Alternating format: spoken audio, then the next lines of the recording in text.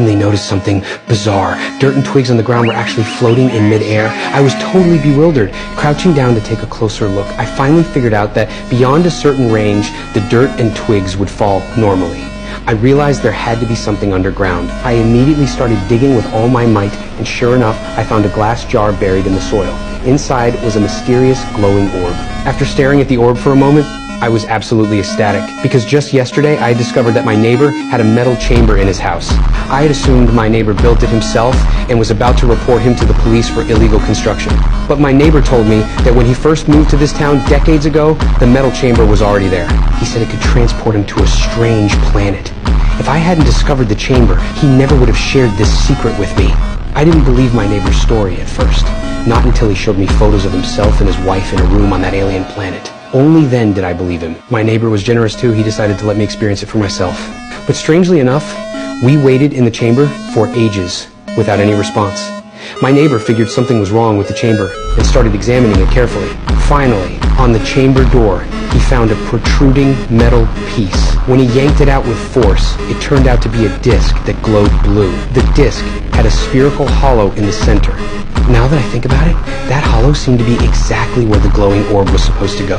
I was thrilled and immediately rushed to the chamber with the orb. I carefully removed the orb, and the moment it got close to the disc, it was instantly absorbed into it.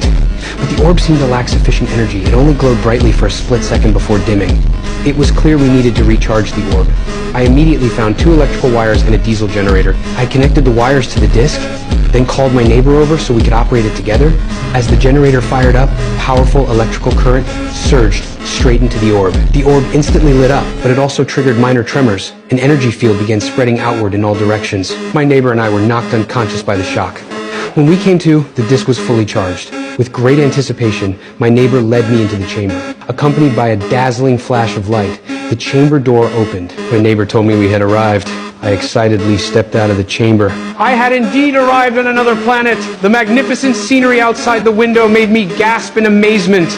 Looking at the airlock in the room that led to the planet's surface, I really wanted to go out and explore. My idea had my neighbor's support too. It turned out he had already made a spacesuit, but being older, he didn't dare venture out on such a risky adventure. After triple-checking the spacesuit and confirming everything was working properly, I stepped through the airlock.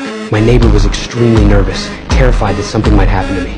But soon, my laughter put his worries to rest. Frank, it's amazing! I wish you could see this, Frank. I wasn't satisfied with just staying in the area in front of the room. I wanted to explore somewhere a bit farther away. My neighbor agreed, but warned me to stay safe at all times. Watching my figure in the distance, he felt incredibly envious, but then, unexpectedly, I